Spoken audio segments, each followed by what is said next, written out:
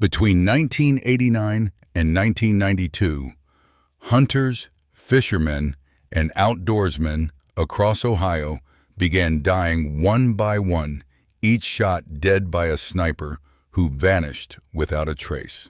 They called him the outdoorsman killer.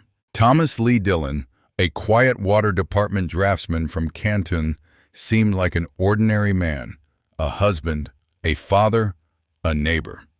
But beneath that normal life hid a cold-blooded predator who hunted humans for sport. He drove through rural roads on weekends with his rifle searching for random targets, men he'd never met, never spoken to, never even followed. When the opportunity came, he took aim and fired. His first known victim, Donald Welling, was shot while jogging in Tuscarawas County in 1989. Over the next 3 years, Dillon would kill 4 more men: Jamie Paxton, Kevin Loring, Claude Hawkins, and Gary Bradley, each in isolated open country, each ambushed like an animal. Dillon kept trophies of his crimes, bragged about his kills to friends at gun shows, and even joked about bagging humans as if they were deer. It was a chilling reflection of a man who saw life as a game and death as a score.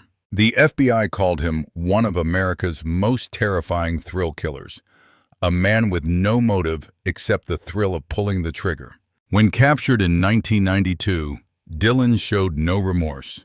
He simply said, "I just like to hunt." This is the story of Thomas Lee Dillon, the man who turned the woods of Ohio into his killing ground classification. Serial killer characteristics: sniper, shot outdoorsman in random motiveless attacks. Number of victims: 5, 11. Date of murders: 1989, 1992. Date of arrest: November 27, 1992. Date of birth: July 9, 1950. Victim's profile: Donald Welling, 35. Jamie Paxton, 21. Kevin Loring, 30. Claude Hawkins, 49. Gary Bradley, 44. Method of murder: shooting. Location: Ohio and Indiana, Michigan. USA status: pleaded guilty to 5 counts of murder in Ohio and was sentenced to life in prison with no chance of parole for 165 years on July 12, 1993. Thomas Lee Dillon was born 9 July 1950 in Canton, Ohio. Dillon is a serial sniper who shot and killed 5 people in southeastern Ohio beginning on 1st April 1989 and continuing until April 1992. Dillon was captured in 1992 when a friend recognized a behavioral profile compiled by the FBI. Dillon is incarcerated at the Southern Ohio Correctional Facility for 5 consecutive sentences of 30 years to life for aggravated murder. Frighteningly normal. The malefactor's register. A mild-mannered draftsman for a municipal water department, Thomas Dillon liked to cruise the back roads of southeastern Ohio, pretending he was something he was not. In his fantasy life, Dillon pretended he was a multi-millionaire, a life-saving scientist who cured AIDS, or a Super Bowl-winning quarterback. Frequently driving hundreds of miles immersed in his own thoughts, Dillon also liked to envision himself as a special forces soldier out hunting for enemy combatants. What no one knew for 3 years during the late 1980s and early 1990s was that, as far as his soldier-hunter fantasy was concerned, Dillon had crossed over into reality. Between April 1989 and April 1992, Ohio authorities were baffled as a serial sniper killed campers, outdoorsmen, and joggers with impunity. A joint local, state, federal task force was established to take charge in the investigation of the murders of 5 men shot with a high-power rifle.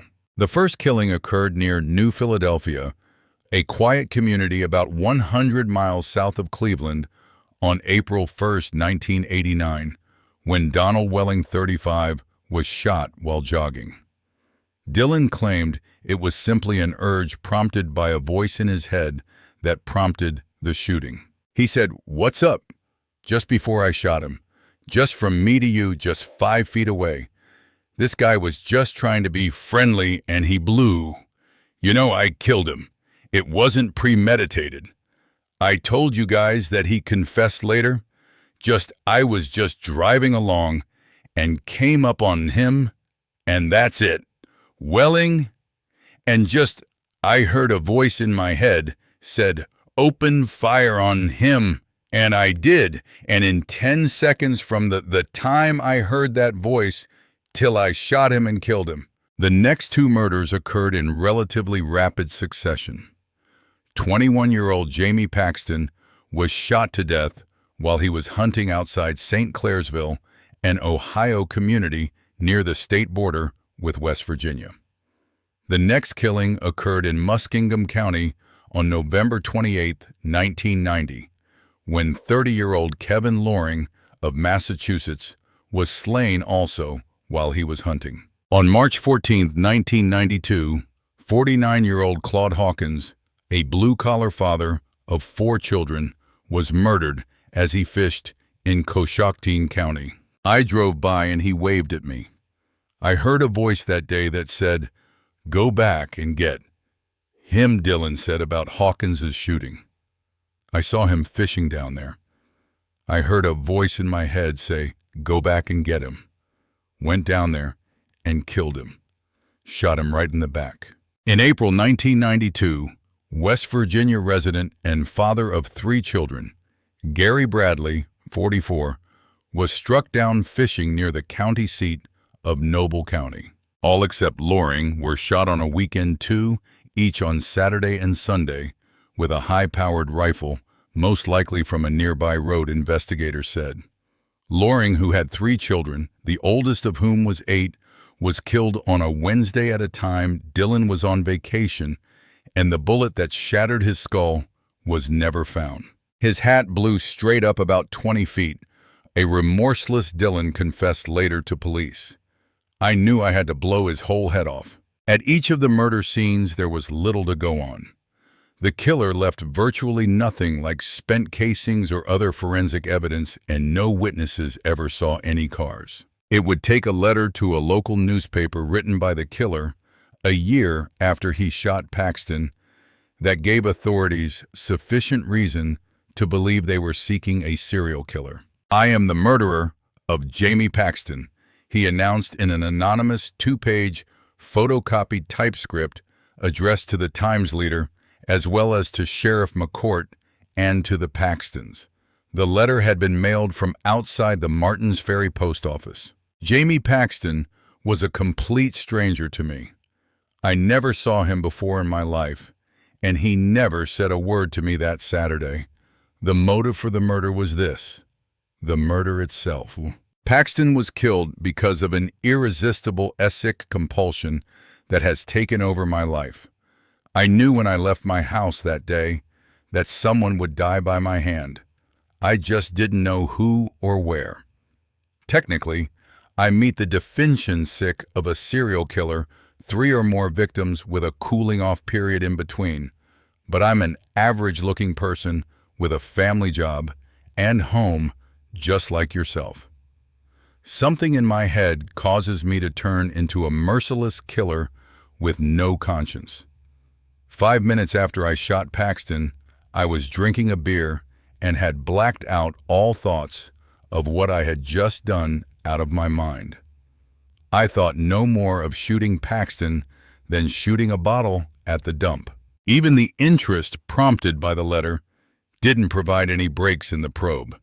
The FBI's Behavioral Sciences Unit was asked to prepare a profile with the hope that it would stimulate the moribund investigation. The 24 points in the profile described the killer not only as an educated white male, Dillon had a college degree, but as someone with a predilection for crimes such as arson and killing pets and farm animals.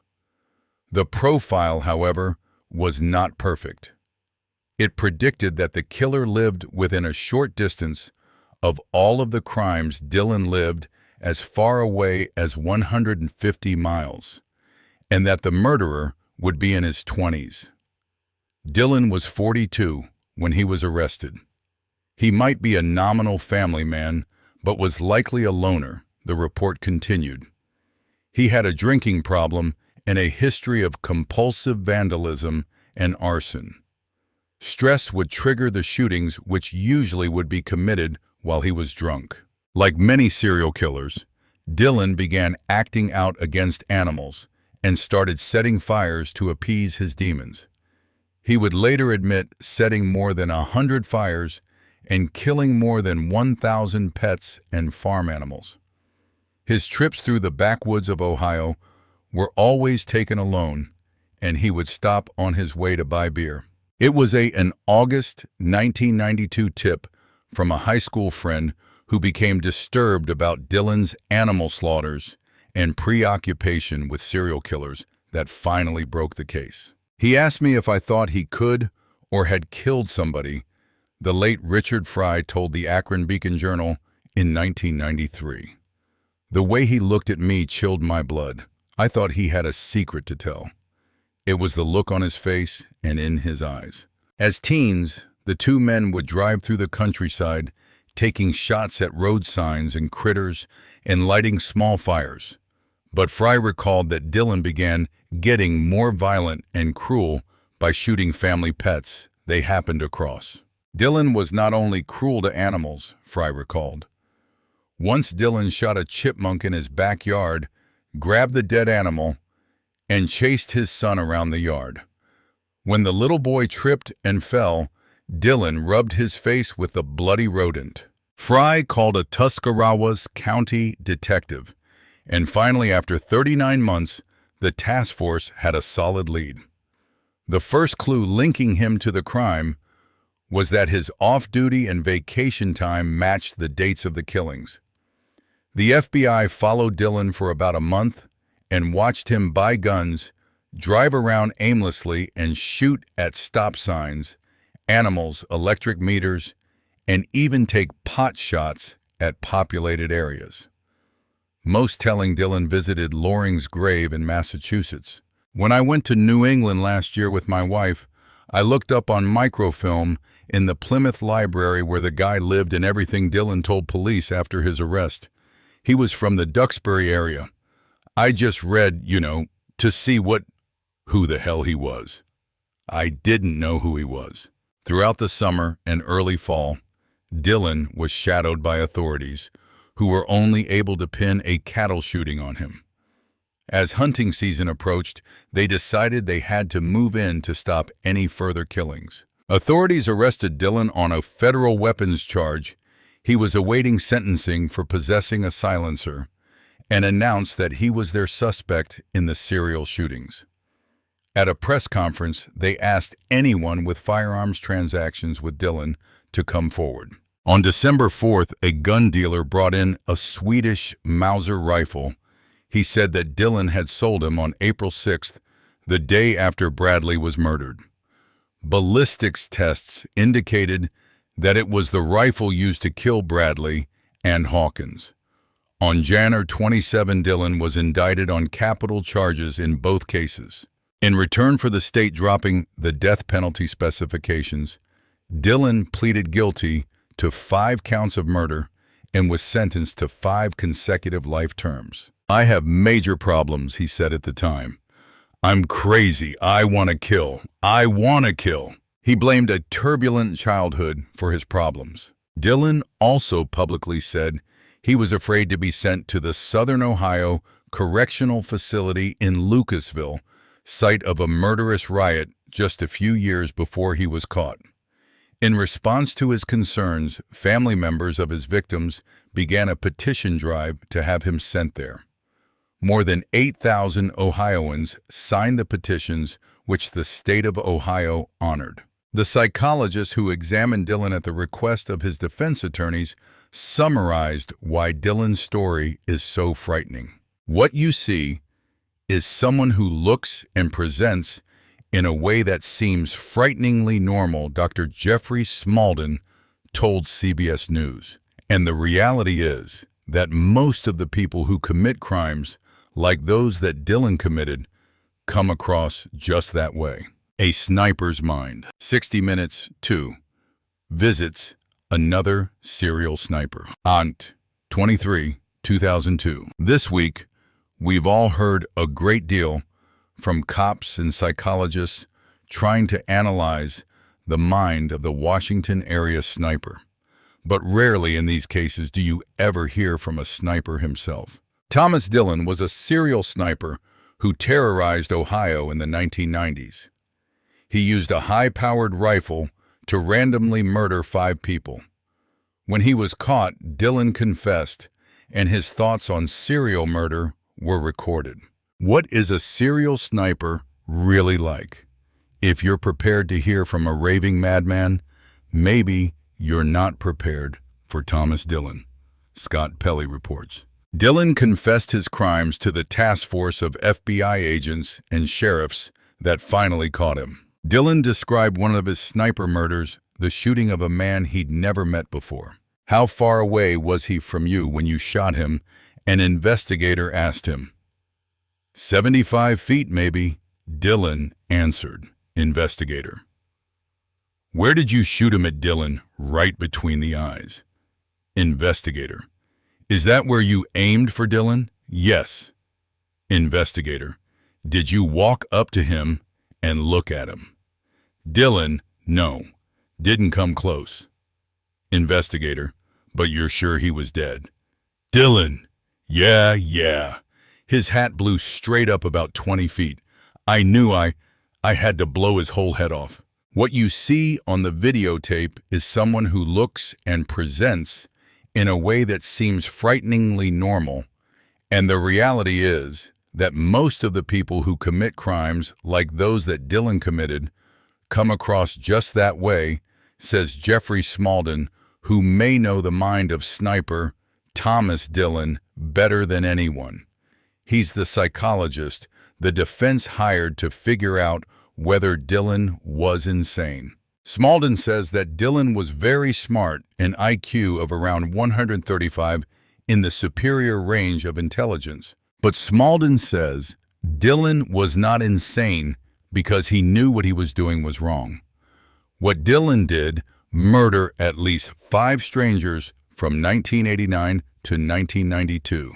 You never would have picked him out of a crowd.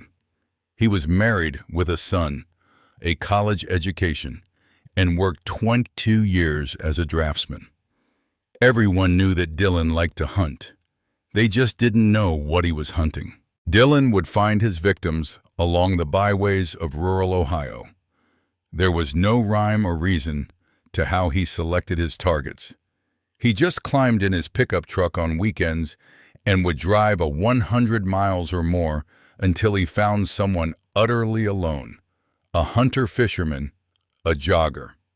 When he came upon them, he would turn his truck around, pull out his rifle, take aim, and as he later told the police, he would never miss. Investigator.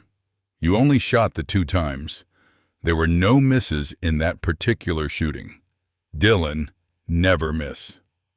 Investigator. Never miss. Dillon, never miss. Investigator. Basically, you're a pretty good shot, Dillon. That's why we're here, isn't it? Everybody was fearful, says Michael Miller, the prosecutor in the case, says. The fear and frustration in Ohio was not unlike Washington today. I mean, it isn't that you can stay away from these things because they were indiscriminate. You never knew when they were going to happen. Dillon left little evidence, Miller says. Some of the people who were killed obviously had the projectiles in them. Some didn't. Some were badly damaged. But he left virtually nothing so far as spent casings or anything of that nature. It was just not there. Nobody ever saw anything. Nobody saw automobiles. There was very little to go on. In his confession, he said that he shot his first victim 13 years earlier, a man sitting at home watching TV. So this guy, with his back to the picture window of his house, he was sitting on the sofa. So this thought came to me. He said, stopped back up and said, "Shoot this guy." So I shot at him through the picture window, Dillon said. Why open fire? Dillon told the officers that in some shootings, a voice in his head told him to take aim. This sort of voice in my head said, "Go back and get him, go back and get him." I took my rifle, went down there, jumped the guardrail, went down through the pine trees, shot him in the back. But this voice was Dillon's own, Smalden says. When I asked him about that, he finally admitted, it wasn't another voice. I know it was me. It was my own voice. It was a voice in my head. Dillon set more than 100 fires and killed more than 1,000 pets and farm animals. Smalden says he was living in a fantasy world of his own creation. He talked on and on about the various fantasy roles that he had envisioned himself in over the years. They ran the gamut from being President of the United States to being lead singer for The Doors or the Beatles to being brought out of retirement by the Cleveland Browns to lead his team to the Super Bowl. But they were all linked together by the theme of power, prestige, influence, and grandiosity. Now I also found that his fantasy life has a much darker component than the examples that I've cited. Certain of his fantasies involved himself as a combatant in a war situation. Kevin Loring had the extreme misfortune of intruding on Dillon's delusions. He took his family on vacation from Massachusetts to visit relatives and to hunt in Ohio. He's the one Dillon bragged about shooting right between the eyes. Why did Dillon shoot Loring? I don't know, just something came to me, I just spur of the moment thing, he told police. If Dillon didn't care about his victims when they were alive, he became fascinated with them after they were dead. He went to Loring's hometown in Massachusetts to learn about the man he murdered. I went to New England last year with my wife, and I looked up the microfilm on the Plymouth Library where that guy lived, and everything he was from Duxbury area. I just read, who the hell he was. I didn't know who he was, he said to police. Dillon visited the graves of those he killed. He even wrote this anonymous letter to a newspaper describing his murder of Jamie Paxton. He writes, "I am the murderer of Jamie Paxton." I felt the Paxton family should know the details of what happened. I thought no more of shooting Paxton than shooting a bottle at the dump. I heard a voice that just said, "Do it." I got out. I had a rifle with me. It was a .308. I got out. He came off the hill for me. I opened fire on him, Dillon said. What compelled him to write to the newspaper, he told the officers he felt bad that Paxton was only 21. Dillon said to investigators, "I felt bad about the kid. I didn't know he was that young. I couldn't see how old he was from a distance. I thought he was 30, 35. I didn't know he was that young. Blew that kid away. He had his whole life ahead of him, and I blew him away. I felt sorry for him." Smalden thinks there was another reason that Dillon wrote. He was drawn by the urge to inset himself into the investigation. To, in effect, say, "Here I am," and he brags in that letter, not just, "Here I am," but "Here I am, catch me if you can." They might not have caught him if it had not been for 2 strokes of luck. A friend of Dillon's ultimately became suspicious of him. He had read about the killings. He knew that Dillon liked to drive around those areas in weekends and so forth in his car. He knew Dillon had weapons. He knew Dillon had shot and killed animals. He felt that Dillon was the type of person who could do something like this, says Miller. A sniper task force followed Dillon for months. Eventually, they arrested him on a weapons charge. That put his picture in the paper. And a gun dealer remembered he once bought from Dillon a gun called a Mauser. When he saw his picture, he remembered the individual. He still had the Mauser, and he called the task force. That Mauser was ultimately taken to the FBI lab, and it was confirmed that it was used in one of the homicides, says Miller.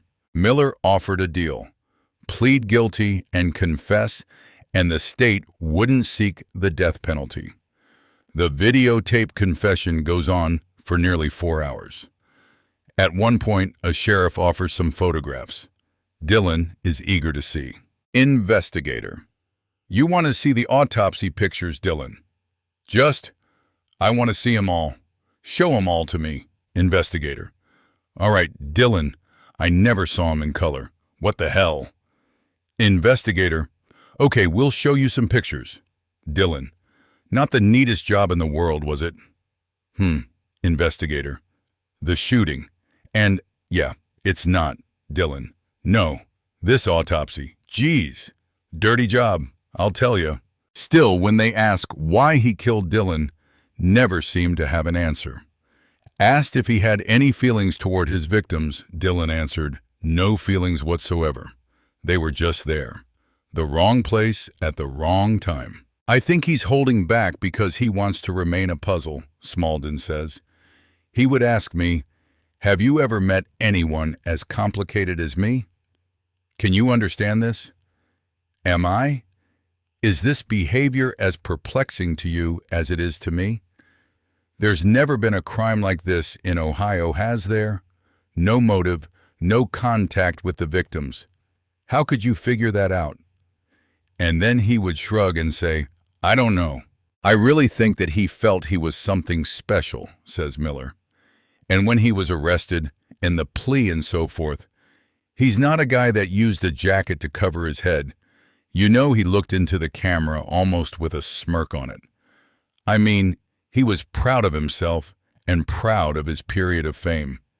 And I think he would have done it again. That's what Dillon told the task force. Investigator, if you had not been caught, more than likely there'd be more victims. Dillon, probably. From prison, Dillon has continued to write Smalden.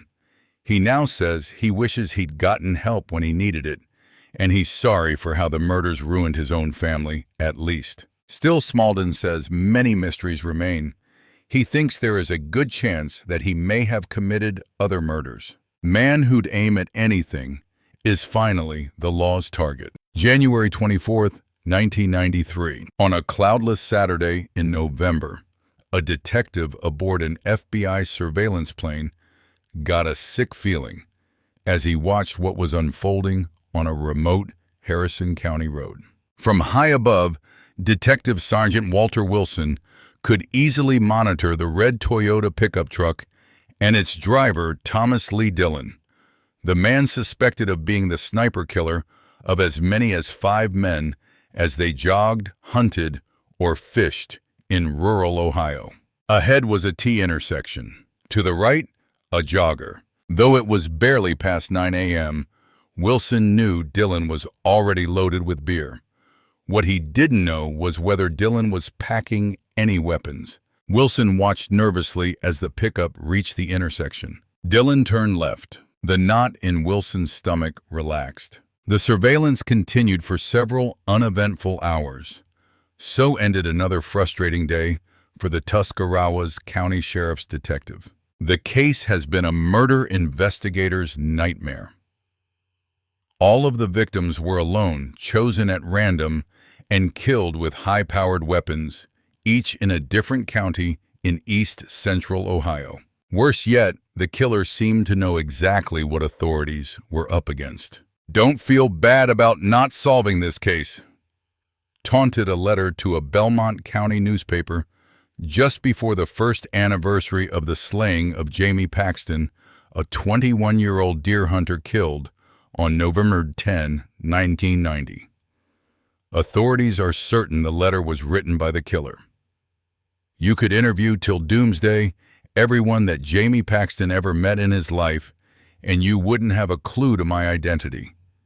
With no motive, no weapon, and no witnesses, you could not possibly solve this crime. Authorities said Friday they have taken a step toward that. Dillon, 42, was indicted on 2 counts of aggravated murder in the 1992 deaths of fishermen Claude Hawkins and Gary Bradley. If convicted, Dillon could be sentenced to death. Investigators said he remains the prime suspect in the other 3 deaths. Dillon's attorney, Roger M. Sinnenberg of Cleveland, said Friday he hadn't seen the indictment and couldn't comment about the charges. How investigators built their case is a study in dogged persistence, tips, and luck. And a question Dillon asked of a friend: "Do you think I've ever killed somebody?" He has a big fan in his mother-in-law. On the surface, Dillon appeared to be an unlikely suspect. A husband and father, he had worked 22 years for the city of Canton, living a quiet life in a middle-class ranch house in southern Stark County's Pike Township. His mother-in-law, Ann Elsass, speaks lovingly of him. "We're a very close-knit family," she said. But authorities and some people who know him give a startlingly different picture. He was a gun fanatic who had fired so many times he had lost some of his hearing. His bullets found their mark not just in paper targets and tin cans, but also in window street lamps and more than 1,000 dogs, cats, and other animals he boasted of killing over the last 20 years. Authorities also believe he could be responsible for many of the reported 108 arsons of barns and abandoned houses since 1988 in Tuscarawas, Harrison, Carroll, and Coshocton counties. "I'm a confirmed pyromaniac," Dillon bragged to a fellow hunter in the early 1980s. But investigators didn't even know Dillon's name until they received a phone call, Aug. 26. "I'd like to meet with you," the informant remembers telling Detective Wilson. He said he had seen reports about the task force that had been formed to solve the killings. "And I just think I got a guy who should be investigated as a possible suspect." The informant, who agreed to be interviewed on condition his name not be used, said he has known Dillon since their junior year at the former Glenwood High School in Plain Township. Several other classmates remembered Dillon as extremely intelligent, but a loner with few friends. His 1968 senior yearbook lists no extracurricular activities. "Tom was removed from the group," said classmate Ronald Skelton. "He was a person who marched to the beat of a different drummer, separated from the mainstream." Thomas Bright said that Dillon was quiet, especially in a group. "I always liked him," Bright said. "I got a kick out of him. He made me laugh." Informant gave detective glimpse at the hidden side, but the informant gave Wilson a glimpse of Dillon others hadn't seen. "I used to go out hunting with him because we were gun enthusiasts," the informant said. "In the beginning it was all pretty legitimate. But then we started hitting these dumps in southern Stark County. We'd go down there hunting rats and things. I remember we ran into a couple of scraggly dogs one time. They were all diseased. They were sick. I remember they had open sores. Tom said, 'Do you think I ought to kill them?' And I said, 'Well, you'd probably be doing them a favor.' I remember him shooting them. I didn't think too much about it. Wild dogs can be vicious. Then he started shooting dogs, just dogs along the road. I said, 'Tom shooting a wild dog is one thing, but that dog doesn't look very wild to me.' He said, 'You can't let them damn things be running around.' I let it go by once or twice, but then I said, 'Tom, you gotta quit it, or I won't go out with you. Those are somebody's pets. Somebody loves them. It's just not right to do that.'" Dillon began keeping count of the animals he killed on a calendar in his bedroom of his family's home on 37th Street Northwest in Canton. And what did he think of people? The informant said. Dillon also kept a calendar for all the girls he'd had sex with in his teenage years. Everything at Target streetlights also shot. Animals weren't Dillon's only targets. "I saw him shoot out a streetlight one night with a shotgun," the informant said. Another time, Dillon told him he'd cut off the speakers at a drive-in theater and thrown them through the windows of another high school. Another incident Dillon related to the informant was more serious. Back in the year we graduated, we were having a problem with some other high school. One of these standoffs, you throw something at my car, I throw something at your car, but nobody ever throws a punch. One night, one of the other guys kicked his car. Tom pulled out this gun and took a shot at this guy, the informant said. I asked him this, did you really mean to hit him? And he said, yes, I meant to hit him. The vandalism continued after Dillon graduated from high school. First, while taking classes at Kent State University's Stark campus, and later while home on vacation from Ohio State University. The informant wasn't the only one aware of Dillon's shooting sprees. In the summer months, we would all hang out at Willow Springs Swimming Pool on 55th Street, said a man who remembers Dillon. I just ran around with him a couple of years. We all drank together. I never saw him shoot a gun, but I heard other people talking about him. Crazy Dillon went out drinking and he was shooting a pistol out the window, or he shot the windows out of a school. I heard things like that a couple times. Just plinking at Faraway Farmer. The informant and two others remember a much scarier story going around the swimming pool and told over beers. Once while driving back from Atwood Lake in Carroll County, Tom pulled off the side of the road and pulled out this gun and started shooting at this farmer, the informant said. Apparently the farmer was a good way off, 200-300 yards. One of the others in the car protested, "What the hell are you doing?" Dillon explained that he couldn't hit a target at that distance with a pistol. "So I'm just plinking at him," he said. The animal killings continued after Dillon graduated from Ohio State in 1972, went to work as a draftsman for the Canton Water Department, and married Catherine Elsass, a nurse from Alliance, in 1978. By the early 1980s, Dillon was boasting that the count on the death calendar had reached 500. The confidential informant said he had had enough. "I just didn't have anything more to do with him," he said.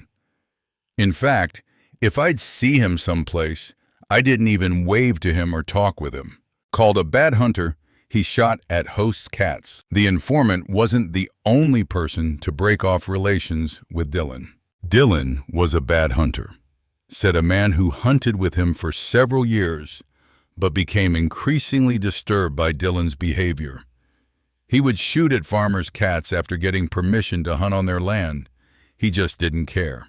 Dillon once boasted of killing a deer caught in high water while crossing a river. He brought the deer home without field dressing it. He gutted the carcass in his yard and made a mess of it, the hunter said. The hunter said he helped out by hosing the carcass down. But Dillon didn't seem to understand the concept of friendship. He never offered to do a favor or ask for one. "It was always a trade," he said. "I'll do this if you do that." The hunter also thought it unusual that Dillon never talked about women, either in a locker room way or any other manner. He never mentioned his wife and love in the same sentence, he said, even carried weapons while riding a bike. Dillon did display passion for weapons, the hunter said, and was always changing guns. While Dillon occasionally bought weapons at gun shows, most came from private sales through classified ads and mail order from gun dealers. The hunter said Dillon almost always carried weapons, even when he rode a bike. Dillon didn't just collect guns. The hunter estimated Dillon fired about 1,000 rounds a year in target practice, so much that he damaged his hearing. He also used a crossbow. Despite all the practice, the hunter said Dillon was only a mediocre marksman, especially when the target was a living thing. Dillon seemed to get a physical thrill out of killing, the hunter said. He recalled Dillon once used a knife to finish off a wounded groundhog. He was shaking. He was in a frenzy, wild-eyed. Dillon didn't have any qualms about talking about killing animals. He just blurted out. In the late 70s and early 80s, Dillon would sometimes take dead animals home. I can remember one pretty good-looking German shepherd, the hunter said. It still had arrows stuck in him. The hunter said Dillon would talk about grossing people out at work with his tales of killing, but said he didn't seem to understand why people would find the stories disturbing. Nor did Dillon understand why anyone would object to the way he teased his son, the hunter said. Once in the mid-1980s, when the boy was 5 or 6, Dillon shot a chipmunk under their backyard grill. The boy was nearby. He was curious, the hunter recalled. Dillon grabbed the dead animal and began chasing his son around the yard until he tripped and fell, the hunter said. He ground that chipmunk in his face. Neighborhood problems. Police told dog was killed. By the mid-1980s, Dillon's activities had attracted attention near home, several residents said. One man said he complained to police because Dillon had killed his dog. There were indications Dillon was taking his gun farther afield. The informant ran into Dillon in Newcomerstown in southern Tuscarawas County in about 1986. This was the first I'd spoken to him in a long time, the informant said. I said, "What in the world are you doing clear down here?" He said, "Oh, just driving around, this and that." The informant didn't believe him. When I saw him in Newcomerstown, I thought he's moving farther south because he's still up to his old ways. Bayne. Despite his suspicions, the informant renewed his friendship with Dillon in 1989. Again, their common bond was an interest in firearms. They moved the Ohio Gun Collectors Association gun show up to Cleveland, and I wasn't a member, the informant said. Dillon invited him to be his guest. He said he had stopped killing animals, so I said, I guess we can be friends again. The gun shows were held 5 or 6 times a year, and on the long drives together, Dillon and the informant would discuss guns hunting, and sometimes serial murders. Dillon talked about how easy murder could be. Both Dillon and the informant had read many books about serial killers. I remember one time he and I were driving and he said, "Do you realize you can go out into the country and find somebody and there are no witnesses? You can shoot them. There is no motive. Do you realize how easy murder would be to get away with?" I said, "Yeah, but why would you do it?" On a trip to a gun show last summer, Dillon asked a more disturbing question. We were talking about Florida serial killer Ted Bundy, and how can a guy get away with all that? Tom said, "Do you think I've ever killed somebody?" The question really caught me off guard. I said, "No, I don't think so." Dillon repeated the question. The way he said that to me was really scary, the informant remembered. I'd never seen him like that before. I thought to myself, has anybody been shot? After seeing reports, informant called FBI. In August, the informant read in a newspaper that authorities had linked the slayings of 5 outdoorsmen in Ohio to a lone killer, and that a federal, state, and local task force had been established. A few days later, the informant saw an account on a television crime news program. Several days later, after wrestling with the decision, the informant called the FBI number listed in the newspaper story. He left a message on an answering machine. When the FBI didn't return his call, he tried one of the other numbers in the newspaper, the Tuscarawas County Sheriff's Department. He reached Detective Wilson on Aug 26. By that time, the Southeastern Ohio Homicide Task Force had received dozens of tips. None had panned out. On the surface, the informant's tip about Dillon looked like another dead end, called a dedicated and intelligent employee. With the exception of minor disciplinary action for tardiness and absenteeism in the 70s, Dillon's 22-year work record was good. Tom is a dedicated and highly intelligent employee, And these qualities are reflected in his work, wrote his supervisor, J.D. Williams, in a December 2 letter to Dillon's attorney after his arrest. He gets along well with the other employees, and his attitude is always positive. Dillon had only 2 known brushes with the law. In 1969, while he was a student at Ohio State, Dillon was investigated for possessing a military weapon, an antique Russian mortar. Authorities decided not to press charges after determining that the mortar was more of a collector's item than a weapon. The second incident was more recent. In August 1991, Dillon was cited by a game warden for illegal target practicing near a state hunting area in southern Stark County. While target shooting is a misdemeanor, Dillon was fined $200 in Canton Municipal Court. The incident led to more serious charges. In a search of his pickup truck, the warden seized a .22 caliber pistol with a silencer. In March, Dillon was indicted on federal charges of possessing an illegal silencer.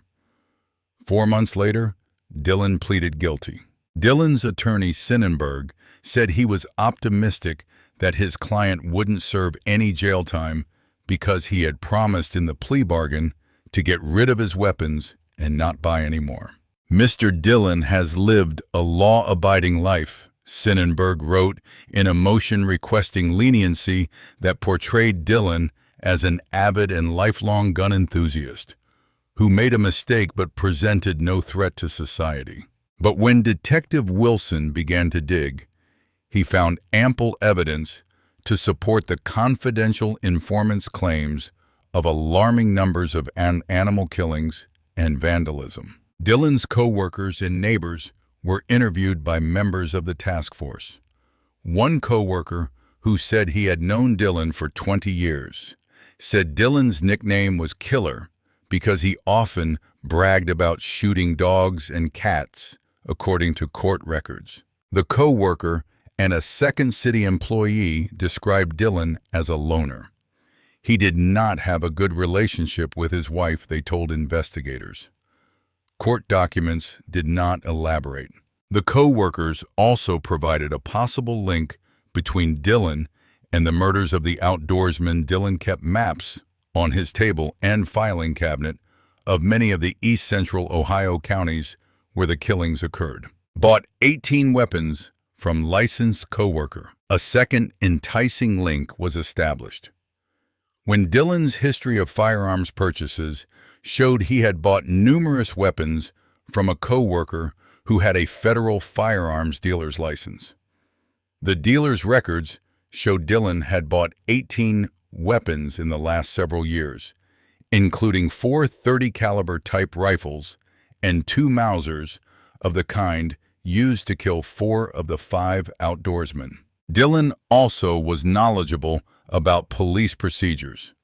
In 1980, he had attended Ohio Peace Officers Training in Lawrence Township in Stark County, doing well in the course and graduating with an expert rating in marksmanship. The portrait of Dillon drawn from the interviews closely matched a psychological profile of the serial killer produced by the FBI. The profile said the serial killer was a white man, at least 30 years old, who was an avid hunter and owned at least several weapons. The killer, the profile said, lived within easy driving distance of the slayings. The killer had above-average intelligence, but was introverted and without many friends, and would resolve personal problems in a cowardly fashion. He might have a drinking problem and engage in obscene telephone calls, arson, fire vandalism by shooting out windows or tires of vehicles.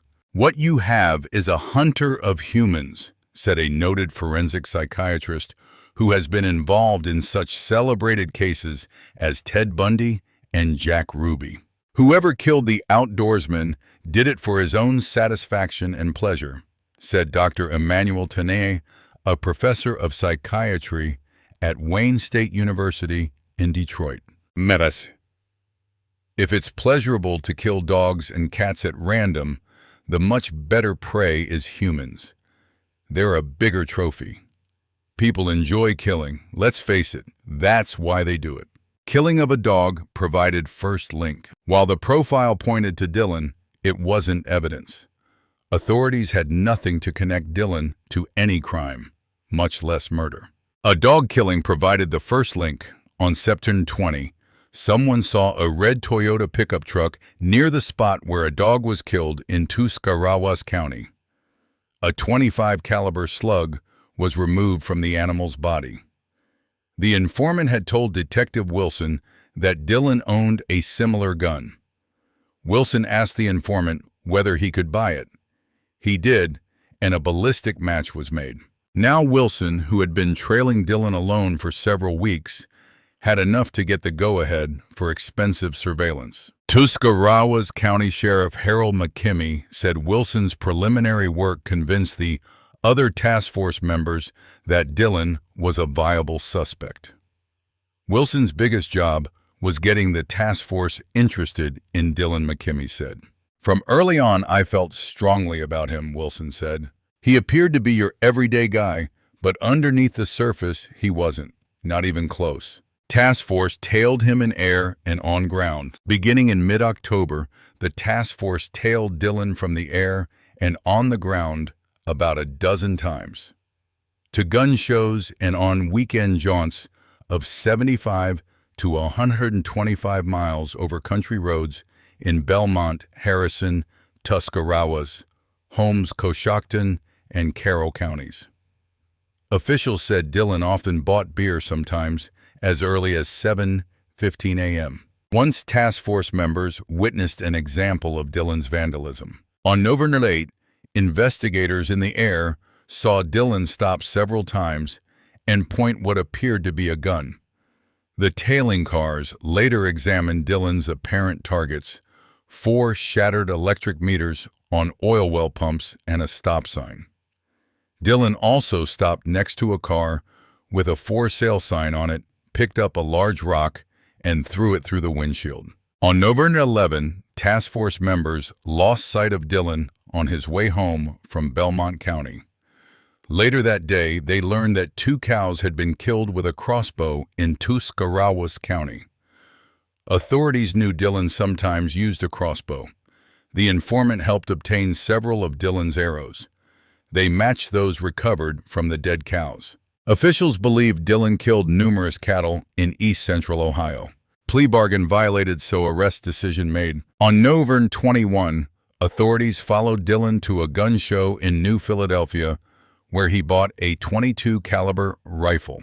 The task force faced a tough decision.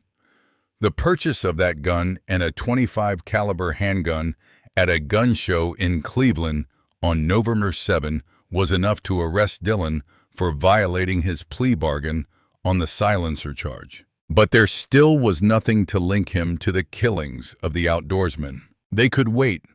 But what if authorities lost Dillon again? On the winding roads, Ohio's gun deer season would open November 30, drawing some 300,000 hunters into the woods. Authorities decided not to take the chance. Dillon was arrested November 27 as he emerged from a convenience store in Tuscarawas County. At first, the gamble looked like a bad one. Searches of Dillon's home, vehicles, camper office, and safe deposit box failed to turn up either firearms or other evidence linking him to the slayings. But at his arraignment in federal court in Akron, where prosecutors argued to keep him in custody, Dillon was named the prime suspect in the serial killings. The storm of publicity that followed brought the task force the break it needed. On December 4, a Stark County man told authorities he had bought a Swedish Mauser from Dillon at a Massillon gun show. On the same day, Gary Bradley was killed in Noble County. Ballistic tests matched the bullets recovered from Bradley and Claude Hawkins, authorities say. The arrest shocked family members. Dillon's mother-in-law, who lives in Washington Township near Alliance, speaks lovingly of him and refuses to believe that he is a murderer. Ann Elsas, a retired teacher and guidance counselor at Alliance High School, said Dillon is a witty, kind man who has always had a yen for guns. Elsass denied that Dillon and her daughter have a shaky marriage and that he has mistreated his son. She said she was unaware that he spent evenings and weekends driving country roads looking for something to shoot. Elsass said her family stands behind Dillon 100% and that she wants to be a character witness when he goes to trial. She said her daughter Catherine, who has worked for 20 years as a nurse at Timken Mercy Medical Center in Canton, has turned to her work and faith in God to deal with the revelation that her husband might be a serial killer. Though Elsass has refused to believe allegations against him, she concluded in an interview in her home, "If they're true, they're true." "My stomach is churning," she confided. "I have to keep my spirits up for Kathy. Maybe part of me wants to deny this. Tom was always pleasant. He was always joking. He seemed like a son to me." Authorities said Friday they are still gathering evidence to seek indictments against Dillon in the other 3 cases. The indictment that is being announced today is a very small part of the investigation, Dave Hanna of the FBI's Columbus office said at a news conference. Sheriff McKimmey says Dillon is a cold, calculating man. Only Tom Dillon knows everything that he has done. Hunter of Humans. The true story of Thomas Lee Dillon. The hunt begins. Southern Ohio's rural counties with their rocky and wide-open spaces are perfect for outdoor recreation. Coal miners, factory workers, and farmers make up most of the population, and many take advantage of the streams and forests during hunting and fishing seasons. These counties were at one time a place where residents would leave their doors unlocked at night, and violent crime was considered a problem of big cities. But all that began to change in the spring of 1989. On November 10, 1990, 21-year-old Jamie Paxton, a steelworker, awoke just before dawn. It was a frosty Saturday morning, but Jamie had plans outdoors. Ohio's annual bow hunting season was in full swing, and he was not going to miss the opportunity to bag a deer. Jamie lived with his parents in a cozy white frame house in Bannock County, Ohio. Following breakfast just before 7 o'clock, the handsome young man, nearly 6 feet tall, with blue-green eyes and dark brown hair, headed out the door with his crossbow. Jamie's mother, 49-year-old Jean Paxton, had expected her son home by mid-afternoon. When he failed to show, she assumed he had a successful hunt and would pull up the drive any minute with a buck in his trunk. At 2:40 p.m., as Jean went about her household chores, she looked out the window and saw a sheriff's car pull up.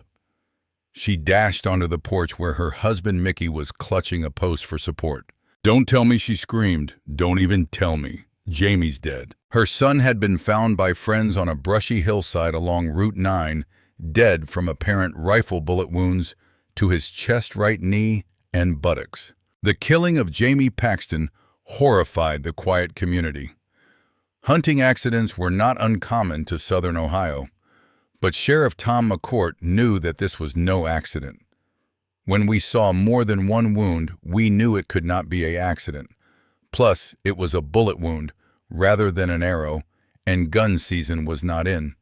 Yet, Sheriff McCourt explained, the killer had left no clues behind. Investigators checked the area for spent cartridge cases, tire tracks, footprints, anything that might shed some light on the killer identity. Sheriff McCourt said that his deputies also checked the area around the body, looking for the spent projectiles that had passed through the body. Investigators were bewildered by the senseless killing, and after interviewing and polygraphing friends, family members, and acquaintances, they were even more baffled. Everyone in the area knew Jamie Paxton. No one that we knew of, or even to this day, had ever disliked the young man, said McCourt. A mother's determination. Jean Paxton decided that mourning Jamie was not enough. She wanted to know who had killed him and why. Jean Paxton used the only method at her disposal to try and get the answers she and her husband so desperately sought. A short time after Jamie's murder, Jean began a letter-writing campaign sending letters to the killer via the Martin's Ferry Times Leader newspaper. To the murderers of my son Jamie, would it be easier for you if I wrote words of hate? I can't because I don't feel hate. I feel deep sorrow at losing my son. You took a light from my life November 10th and left me with many days of darkness. Have you thought of your own death? Unless you confess your sin and ask for God's forgiveness, you will face the fire and fury of hell. When you are caught, I will be sorry for your family. They will have to carry the burden of your guilt all their lives. Investigators had told Jean that the killer was probably ruthless and would not be moved by her pleas. But she persisted. It's been nearly a year since you killed my son, she wrote in October 1991. Has your life changed in the past 11 months? Our family hasn't lived since last November 10. We are surviving one day at a time. There is one question on our minds all day long, and every time we wake up at night, we want to know why Jamie was killed. Jean's work finally paid off. The killer sent an anonymous typed letter addressed to the Times leader, Sheriff McCourt, and the Paxtons. After providing previously undisclosed details of the murder scene, he explained himself. I am the murderer of Jamie Paxton. Jamie Paxton was a complete stranger to me. I never saw him before in my life, and he never said a word to me that Saturday. Paxton was killed because of an irresistible compulsion that has taken over my life. I knew when I left my house that day that someone would die by my hand. I just didn't know who or where. Technically, I meet the definition of a serial killer, but I'm an average-looking person with a family job and home just like yourself. Something in my head causes me to turn into a merciless killer with no conscience. To the Paxtons, you deserve to know the details. I was very drunk, and a voice inside my head said, "Do it." I stopped my car behind Jamie's and got out. Jamie started walking very slowly down the hill toward the road. He appeared to be looking past me at something in the distance. I raised my rifle to my shoulder and lined him up in the sights.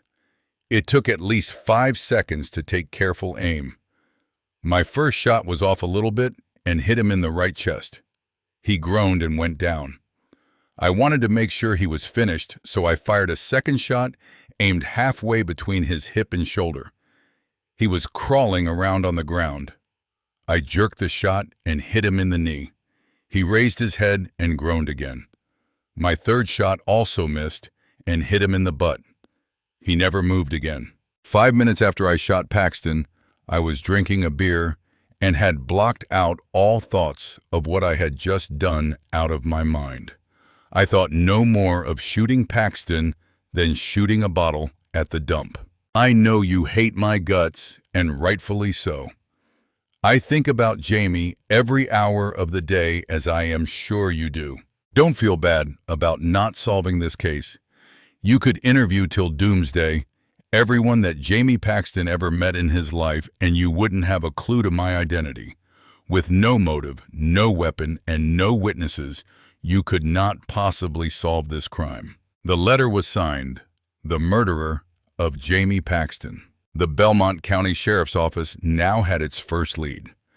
Jean Paxton's love for her son and her antipathy for his killer had exposed a serial killer. The authorities had no idea even existed, and when he struck again, the pieces began to fall into place. A hunter hunted on Saturday, March 14th, 1992. 49-year-old Claude Hawkins decided to do some early morning fishing after finishing up his midnight shift at Pittsburgh Plate and Glass Company.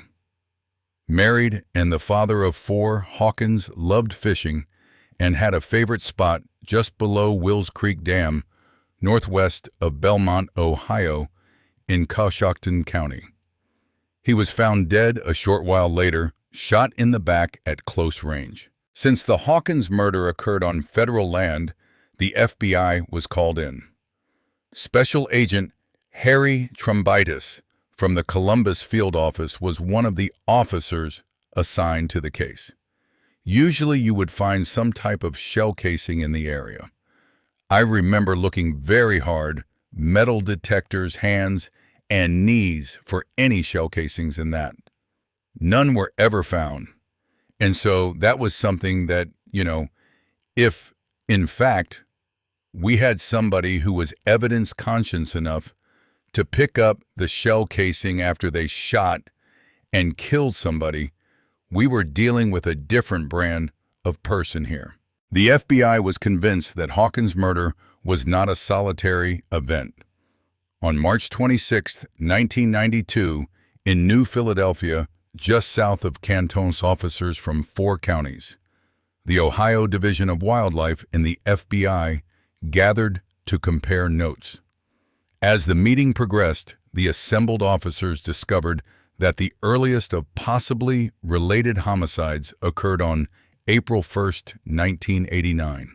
At about 9:30 a.m. on a back road in Tuscarawas County, about 100 miles north of Belmont County, 35-year-old truck driver Donald Welling had been out jogging near his home when someone put a .30 caliber rifle bullet through his heart from approximately 10 feet away.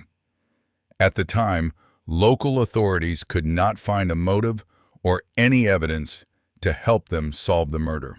Jamie Paxton's murder was also brought up, and a link seemed apparent.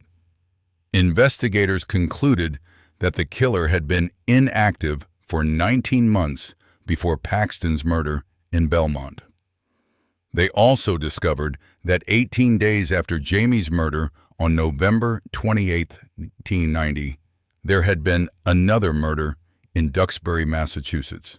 Resident Kevin Loring, a 30-year-old refrigerator technician who was married and the father of 3 children, had been murdered by a single gunshot wound to the face. He had been hunting deer in a strip mine area in Muskegon County, west of Belmont County, and south of Coshocton County. The murder of Loring had been deemed a hunting accident, but there was little question now as to what had actually happened. It did not take long for investigators to realize that a serial killer was roaming the back roads of southern Ohio. Hannibal Lecter Squad, on the morning of April 5, 1992, 10 days after the New Philadelphia meeting, another outdoorsman was found dead. Gary Bradley, a 44-year-old steelworker with a wife and 3 children from Williamstown, West Virginia, had been shot in the back while fishing in Noble County, adjacent to Belmont County. The serial killer had apparently struck again. In early May, a secret 5-county federal and local investigative task force was established. The group met at the FBI field office in Columbus, where officers from each of the 5 counties presented details of their cases. The so-called Hannibal Lecter Squad, a group of 3 personality profilers from the FBI's Behavioral Science Unit in Quantico, Virginia, formed a profile of the killer, concluding that he was a white male over 30, a gun enthusiast, avid hunter, and owned at least several weapons. The killer would have above-average intelligence, but was introverted and without many friends, and would resolve personal problems in a cowardly fashion. He might have a drinking problem and engage in obscene telephone calls, arson fire, and vandalism by shooting out windows or tires of vehicles. He likely would take sadistic delight in mutilating and killing animals of all sorts. Stressful events would trigger his criminal episodes, which usually would be committed while he is drunk. The killer, the profile said, lived within easy driving distance of the slayings. Whoever killed the outdoorsmen did it for his own satisfaction and pleasure, said Dr. Emmanuel Tanay, a professor of psychiatry at Wayne State University in Detroit. If it's pleasurable to kill dogs and cats at random, the much better prey is humans. They're a bigger trophy. People enjoy killing. Let's face it, that's why they do it. By midsummer, the task force had investigated and ruled out at least 100 possible suspects, but they were not much closer to finding the killer. On July 30th, 1992, which would have been Jamie's 23rd birthday, Jean Paxton sent another letter to the paper. She described how she had baked her son's favorite cake that day, but Jamie wasn't there to enjoy it. There's a small child in our family whose biggest worry was who's going to blow out the candles on Jamie's cake. The next time there's a birthday party in your family, I hope you think of the cake on our table and know you are the reason Jamie wasn't there to blow out the candles. In August, investigators concluded that the killer was not going to risk sending in another letter himself and decided to go public. In a press release to the media, they explained that they suspected a serial killer was hunting outdoorsmen in a loose cluster of eastern Ohio counties. The headline of the Saturday, August 22nd edition of the Plain Dealer read "Slayings Linked in Rural Ohio." The article stated that 5 sportsmen had been murdered, and investigators suspected a single serial sniper in their deaths. The paper also included a copy of the FBI's suspect profile. An informant on August 26, 1992, Tuscarawas County Sheriff's Detective Sergeant Walter Wilson got a call from 43-year-old Richard Fry. Apparently, Fry had read the August 11, 1992 report in the newspaper. "I'd like to meet with you," Fry told Detective Wilson. "I saw the reports about the task force that had been formed to solve the killings, and I just think I got a guy who should be investigated as a possible suspect." The man was nervous about coming into the station, so Detective Wilson agreed to meet with him at a private location outside of town later that day. During their meeting, Fry explained to Wilson that the profile sounded a lot like an old high school buddy of his, Tom Dillon, an employee of the Canton Water Department. In the 1970s, Fry said he and Dillon often drove around eastern Ohio, together drinking beer, shooting road signs, and committing minor acts of arson. Fry recounted his conversation to David Knox and 2 other Akron Beacon Journal reporters. "Back in the year we graduated, we were having a problem with some other kids at high school. One of these standoffs. You throw something at my car, I throw something at your car. But nobody ever throws a punch. One night, one of the other guys kicked his car. Tom pulled out this gun and took a shot at this guy. I asked him this, 'Did you really mean to hit him?' And he said, 'Yes, I meant to hit him.' Ozzy, I used to go out hunting with him because we were gun enthusiasts. In the beginning, it was all pretty legitimate, but then we started hitting these dumps in southern Stark County. We'd go down there hunting rats and things. I remember we ran into a couple of scraggly dogs one time. They were all diseased. They were sick. I remember they had open sores. Tom said, 'Do you think I ought to kill them?' And I said, 'Well, you'd probably be doing them a favor.' I remember him shooting them. I didn't think too much about it. Wild dogs can be vicious. Then he started shooting dogs. Just dogs along the road. I said, 'Tom, shooting a wild dog is one thing, but that dog doesn't look very wild to me.' He said, 'You can't let them damn things be running around.' I let it go by once or twice. But then I said, 'Tom, you gotta quit it, or I won't go out with you. Those are somebody's pets. Somebody loves them. It's just not right to do that. We used to discuss serial killers too, Fry added, especially Ted Bundy. Tom was fascinated by Bundy. In time, Fry said Dillon became more sadistic. Once, while driving back from Atwood Lake in Carroll County, Tom pulled off the side of the road and pulled out this gun and started shooting at this farmer. Apparently, the farmer was a good way off, 200-300 yards. One of the others in the car protested, "What the hell are you doing?" Dillon explained that he couldn't hit a target at that distance with a pistol. "So I'm just plinking at him," Fry said. "I just didn't have anything more to do with him. In fact, if I'd see him someplace, I didn't even wave to him or talk with him." I ran into Dillon again in Newcomerstown in southern Tuscarawas County in about 1986. This was the first I'd spoken to him in a long time. I said, "What in the world are you doing clear down here?"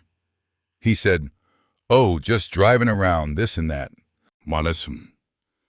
When I saw him in Newcomerstown, I thought, he's moving farther south because he's still up to his old ways.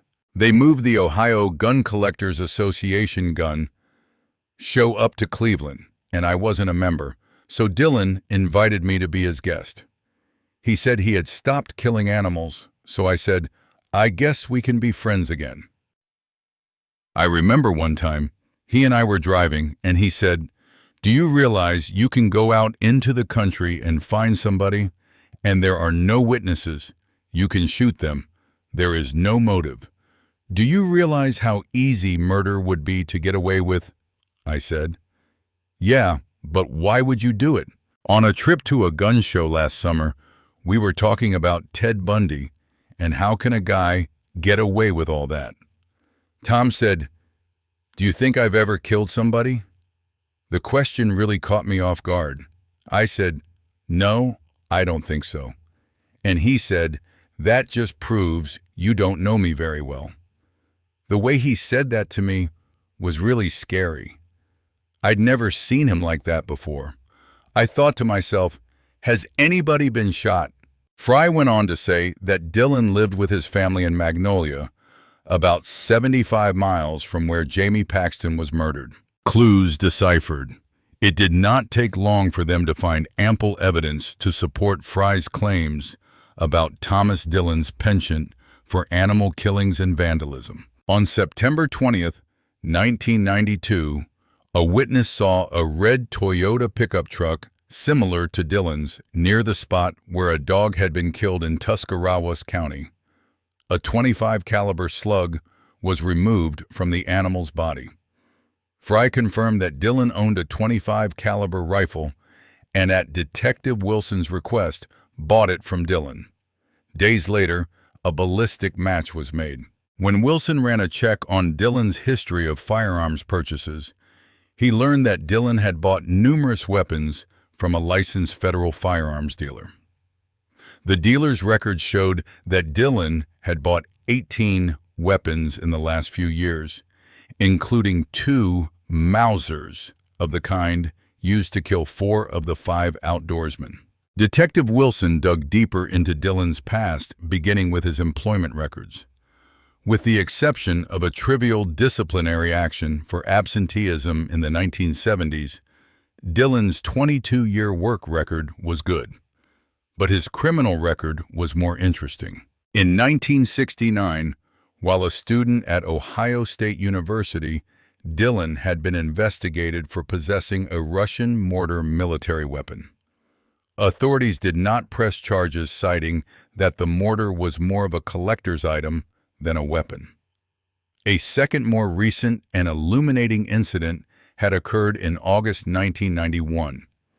Dillon had been cited by a game warden for illegal target practice near a state hunting area in southern Stark County. In a search of his pickup truck, the warden seized a .22 caliber pistol with a silencer. Dillon later pleaded guilty to possessing an illegal silencer and was released on bond on condition that he not possess any firearms. He was awaiting final sentencing. The more the task force dug into Dillon's past, the more likely a suspect he became. Catching a killer. The task force began tailing Dillon from the air and on the ground in mid-October 1992. During their surveillance, officers followed Dillon on weekend jaunts of 75 to 125 miles over country roads in Belmont, Harrison, Tuscarawas, Holmes, Coshocton, and Carroll counties. Dillon often stopped for beer and would sometimes begin drinking as early as 7:15 a.m. On November 8, 1992, investigators got to witness an example of Dillon's vandalism firsthand. He went on a shooting spree targeting electric meters, oil well pumps, and stop signs. Dillon also stopped next to a car with a for sale sign on it, picked up a large rock, and threw it through the windshield. Task force members lost Dillon on his way home from Belmont County on November 11, 1992. But later that day, investigators discovered that numerous cows had been killed with a crossbow in Tuscarawas County. Authorities had been informed that Dillon sometimes used a crossbow. Richard Fry helped obtain several of Dillon's arrows, and they were the same model and style as those recovered from the dead cows. Authorities followed Dillon to a gun show in New Philadelphia on November 21, 1992, where he bought a .22 caliber rifle. The purchase of the gun was enough to arrest Dillon for violating his bond on the silencer charge, but there was still nothing to link him to the killings of the outdoorsmen. Investigators faced a tough decision. By waiting to arrest him, they risked losing him and giving him the chance to kill again. Ohio's deer season would open November 30, 1992, drawing more than 300,000 hunters into the woods. Authorities decided not to take the gamble. They arrested Dillon outside a Tuscarawas County convenience store on November 27, 1992, hoping that a search of his home would reveal other damning evidence. Unfortunately, searches of Dillon's house, Toyota, pickup, truck, camper office, and safe deposit box turned up nothing. 5 days later, at his bond hearing, prosecutors revealed that Dillon was the prime suspect in 5 killings. The barrage of publicity that followed Dillon's arrest finally gave the task force the break they needed. On December 4, 1992, a Stark County man came forward and told investigators that he had bought a 6.55mm Swedish Mauser rifle from Dillon at a Massillon gun show on April 6th. The man turned the rifle and a receipt over to investigators. Ballistic tests matched the bullets recovered from Gary Bradley and Claude Hawkins with the rifle. On January 22, 1993, a Noble County grand jury indicted Dillon on 2 counts of aggravated murder with death penalty specifications, and his bond was set at $1 million.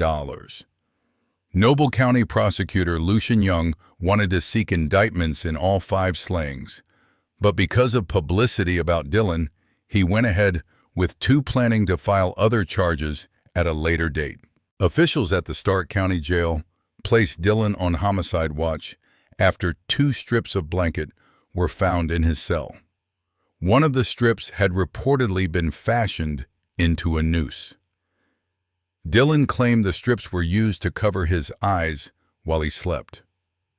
Shortly after that incident, Dillon told a mental health counselor that he would strangle inmates if he had the chance, and he wouldn't shed a tear. A sadistic life. Thomas Lee Dillon was born in Canton, Ohio on July 9, 1950. His father succumbed to Hodgkin's disease and died when Dillon was just 15 months old. Psychologist Jeffrey Smalden said that Dillon viewed his mother as a cold woman who never praised or punished him. Dillon has no memories of his mother ever hugging him, kissing him, or telling him she loved him, he said. Classmates from Glenwood High School in Plain Township remember Dillon as extremely intelligent, but a loner. His 1968 senior yearbook lists no extracurricular activities. Tom was removed from the group, said classmate Ronald Skelton. He was a person who marched to the beat of a different drummer, separated from the mainstream. Another classmate, Thomas Bright, said that Dillon was quiet, especially in a group. I always liked him, Bright said. I got a kick out of him. He made me laugh. Dillon loved to hunt. He simply liked to kill and enjoyed watching animals suffer. As a teenager, Dillon began keeping count of the animals he killed on a calendar in the bedroom of his home on 37th Street Northwest in Canton. He also kept a separate calendar listing all of the girls he'd had sex with. Following high school, Dillon attended Kent State University's Stark campus and later Ohio State University. In the summer months, we would all hang out at Willow Springs Swimming Pool on 55th Street, said a man who remembers Dillon. I just ran around with him a couple years. We all drank together. I never saw him shoot a gun, but I heard other people talking about him. Crazy. Dillon went out drinking, and he was shooting a pistol out the window, or he shot the windows out of a school. I heard things like that a couple times. Dillon graduated from Ohio State in 1972 and went to work as a draftsman for the Canton Water Department. In 1978, he married Catherine Elsass, a nurse from Alliance, Ohio. By the early 1980s, Dillon began boasting to friends that the count on his death calendar had reached 500.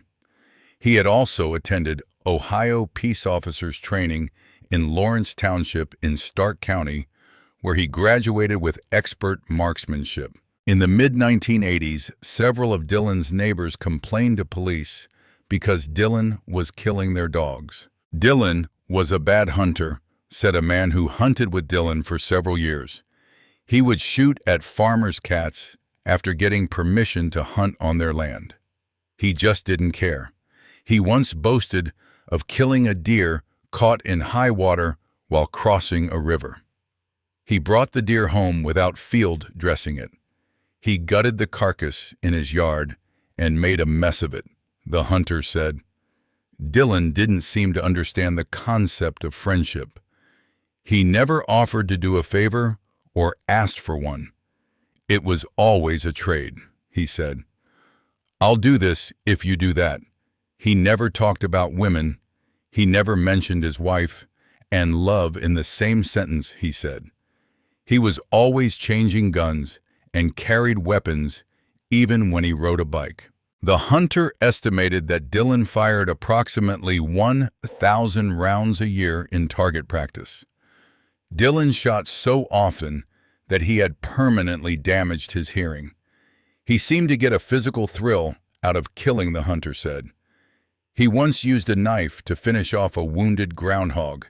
He was shaking. He was in a frenzy, wild-eyed. Confusion and chaos. Dillon's family members were shocked by his arrest.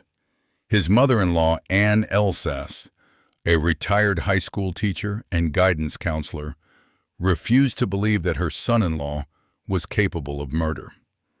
Dillon is a witty kind man who has always had a yen for guns, she said. Even though she refused to believe initial allegations against him, she told the Akron Beacon-Journal, if they're true, they're true.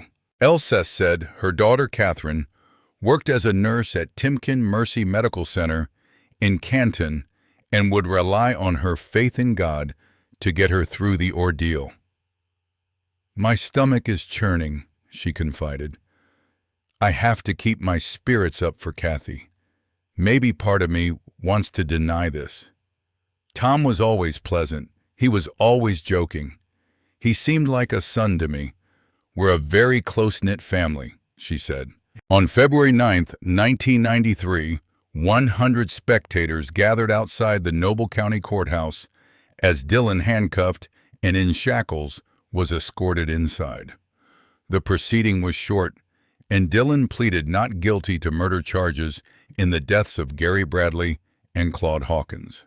A third murder charge was filed against Dillon on May 22, 1993. He was charged with aggravated murder in the death of Jamie Paxton.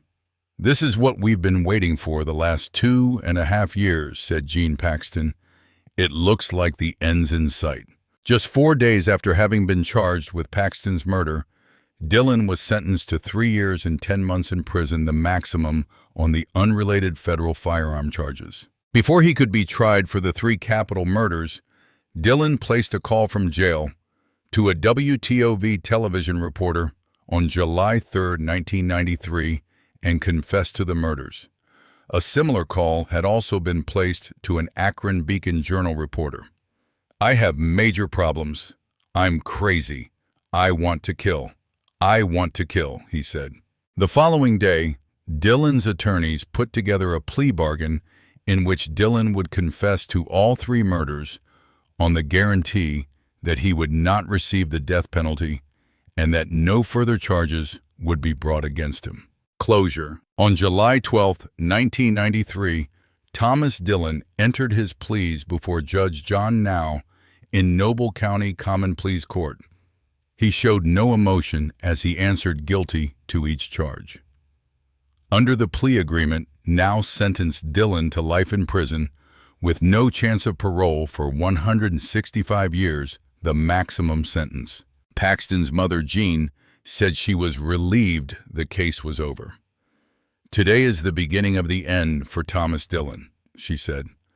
Nonetheless, she was upset that Dillon showed no remorse. "We were given a life sentence the day he decided to kill our son," she said. "I think he's a pathetic coward.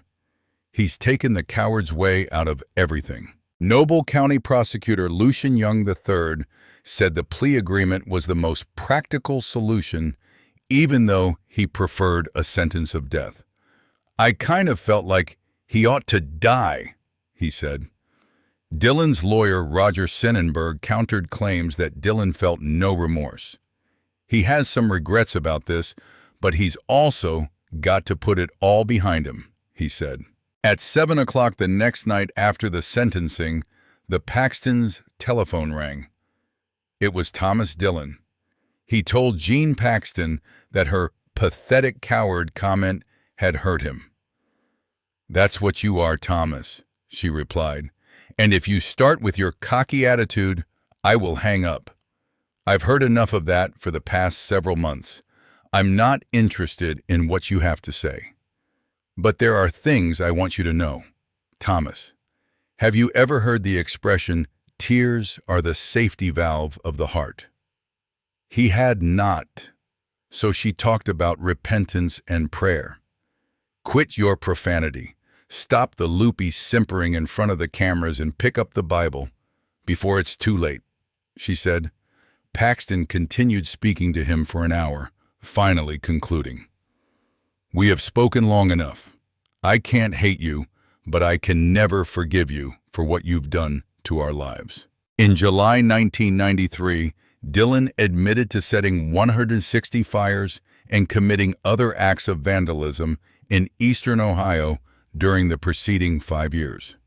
Noble County Sheriff Landon Smith estimated that Dillon's fires caused more than $2 million in damages. The fires were set in Coshocton, Belmont, Guernsey, Carroll, Columbiana, and Tuscarawas counties.